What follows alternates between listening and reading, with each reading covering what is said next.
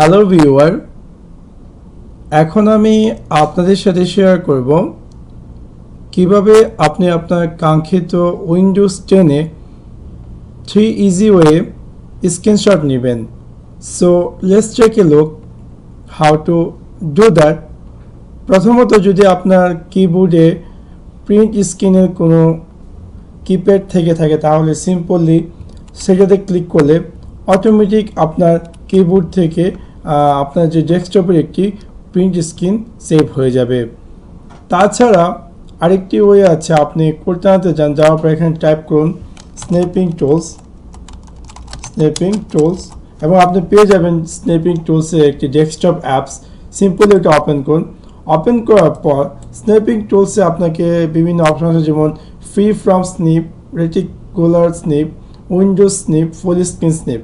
So reticular snip যদি আমি এটা চুজ করি এবং আমি আমার কাঙ্ক্ষিত যে জায়গাটি চাচ্ছি সেই জায়গাটিকে আমি স্ক্রিনশট নিতে পারতেছি। ফর এক্সাম্পল আমি এই জায়গাটি স্ক্রিনশট নিলাম এবং ইন দিস কেস সাথে সাথে আমি দেখতে পারবো যে আমার এই স্ন্যাপিং টুলসের মাধ্যমে এই যে জায়গাটা আমি সেট করেছিলাম একটু আগে, সেটি একটি স্ক্রিনশট তৈরি হয়ে গেছে এবং সেটিতে আমি দেখতে পারবো যে আমি চাইলে এটাতে কিছু হাইলাইট করতে পারি আমার ইচ্ছে মতো। তাছাড়া আমি চাইলে কিছু টাইপও করতে পারি এখানে।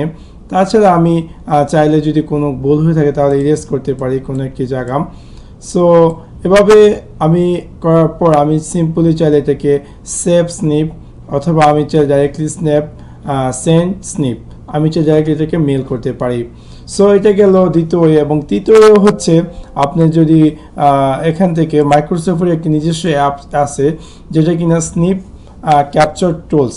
এটা আপনার আমার ভিডিও ডিসক্রিপশন দেওয়া আছে, আপনার সাথে সিম্পলি এই লিঙ্কে যেতে পারেন এবং সিম্পলি এটাকে ডাউনলোড করে ইনস্টল করে নিতে পারেন। অনলি 2.1 MB মাত্র। সো এটার মাধ্যমে কি হয়, আপনি দেখতে পাবেন যে এটা হচ্ছে মাইক্রোসফটের স্ন্যাপিং টুলস। সো আমি যদি এখানে ক্লিক করি ক্যাপচার, সো আমি এখানে আমার কাঙ্ক্ষিত যে লোকেশনটি চাচ্ছি সেই লোকেশনটা আমি ফার্স্টে সিলেক্ট করলে অটোমেটিক এটা ক্যাপচার হয়ে যাবে, স্ন্যাপ হয়ে যাবে। এবং এখান থেকে আমি চাইলে এটা এই ইমেজটিতে ফর টিউটোরিয়ালের ক্ষেত্রে আমি চাইলে এই ইমেজটিতে আমি ভয়েস রেকর্ড অ্যাড করতে পারি। যেমন আপনারা দেখতে পাচ্ছেন যে এখানে ভয়েস রেকর্ডের যে মাইকটি আছে তা কমছে বাড়ছে, যেহেতু আমি কথা বলতেছি তাই। সো তাছাড়া আপনি পেন টুলসের মাধ্যমে কোনো কিছু আর্ট করতে পারেন।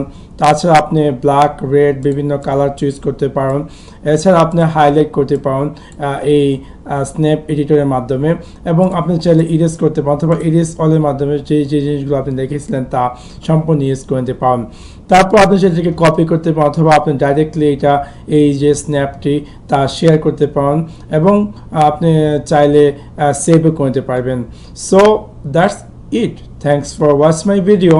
Like and subscribe.